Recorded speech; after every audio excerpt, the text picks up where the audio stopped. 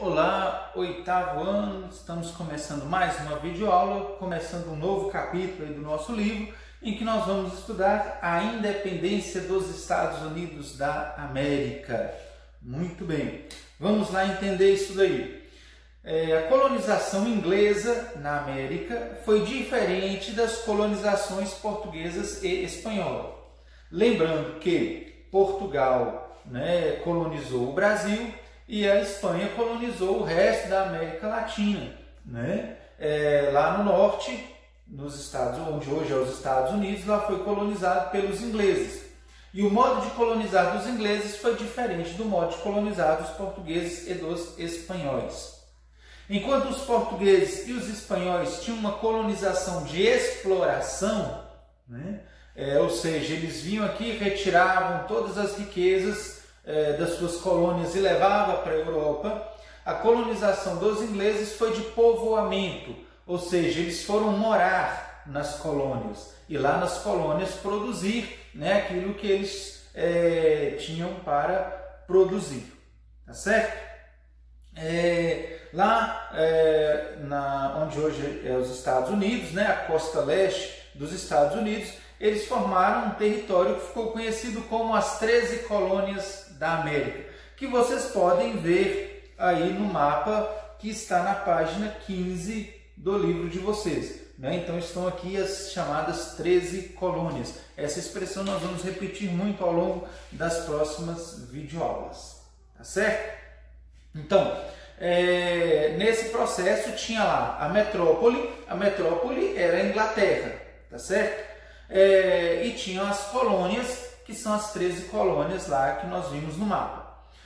A metrópole, ela interferia muito pouco no governo das 13 colônias. As 13 colônias, elas tinham boa liberdade comercial e política, tá certo? E com essa liberdade, eles formavam uma relação comercial chamada de comércio triangular. O que é o comércio triangular? Realizado pelas 13 colônias, o Caribe e a África. E funcionava assim, o comércio triangular. As 13 colônias compravam cana e melado nas Antilhas, que eram algumas ilhas que tinham lá no Caribe, levavam essa cana e esse melado lá para as colônias, lá elas fabricavam o rum, que é uma bebida própria daquela região, e eles levavam esse rum para a África. E lá na África eles vendiam o rum, geralmente em troca de escravizados.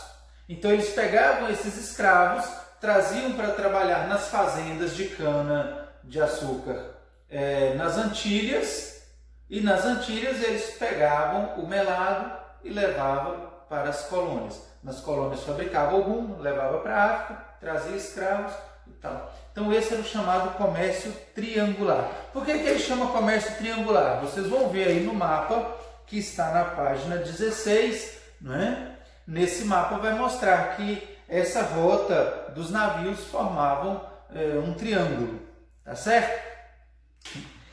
E esse comércio triangular ele era extremamente lucrativo para as 13 colônias. Por quê? Porque os navios estavam sempre carregados de mercadorias, ou era cana-de-açúcar, ou era rum, ou era escravizados, tá certo? Então, com os navios sempre carregados de mercadorias, não tinha como esse comércio não ser lucrativo. Às vezes também esses navios eles iam para a Europa, eles levavam açúcar para a Europa e voltavam de lá carregados de produtos manufaturados. Beleza? Bom, mas aí o que aconteceu lá na Europa? Aconteceu a chamada Guerra dos 7 Anos. Não confundam com a Guerra dos 100 Anos, aqui a Guerra dos 7 Anos. Que, assim como a Guerra dos 100 Anos, foi entre a Inglaterra e a França. Essa guerra foi entre os anos de 1756 a 1763. E elas disputavam, a Inglaterra e a França disputavam os territórios na América, na África e na Ásia. A Inglaterra venceu essa guerra e ela tomou de volta as terras que pertenciam à França na América, onde hoje é o Canadá. Então, a Inglaterra tomou posse daquela região. Só que mesmo saindo vencedora da guerra, a Inglaterra ela teve a sua economia abalada. Uma guerra ela não fica barata, né? Então tem gastos. Como é que a Inglaterra fez para suprir esses gastos? Ela viu que tinha lá o comércio triangular, lá nas suas colônias na América. Ela falou, olha, eu vou entrar nesse negócio aí, porque esse negócio é um negócio lucrativo. Então, ela fez cumprir o chamado Pacto Colonial. O que é o Pacto Colonial? Nós já estudamos no ano passado, vocês devem lembrar disso. O Pacto Colonial dizia que as colônias só poderiam comercializar com a metrópole. Então, as colônias lá estavam tendo liberdade para essa rota comercial com a África e com as Antilhas, estava acontecendo sem a participação da metrópole. A metrópole fez de não, nós queremos participar desse comércio aí também. Além disso, aumentou os impostos que já eram cobrados sobre essas relações comerciais. Teve um outro fator também que aconteceu nessa época. Tinha lá os exércitos que lutaram, né, na Guerra dos 7 Anos. Esses exércitos estavam lá nas 13 colônias. A Inglaterra resolveu manter esse exército lá. Claro que os colonos não gostavam dessas mudanças que a Inglaterra estava trazendo agora, né, de interferir no comércio deles e mais ainda de deixar um exército lá nas 13 colônias. Por quê? Além dessa ideia de ter um exército lá vigiando, eles não gostavam dessa ideia, tinha também a questão da manutenção do exército. Quem deveria manter o exército eram as 13 colônias e manter um exército dá despesas, né? Vocês lembram lá das ideias de John Locke? Né? As ideias de John Locke falavam de um liberalismo econômico, de um Estado que intervisse cada vez menos na economia. Os colonos eles conheciam as ideias de John Locke, afinal de contas John Locke é inglês, né?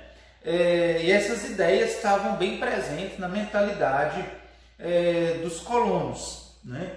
Então tudo isso aumentou o descontentamento dos colonos em relação à metrópole, que é a Inglaterra, né?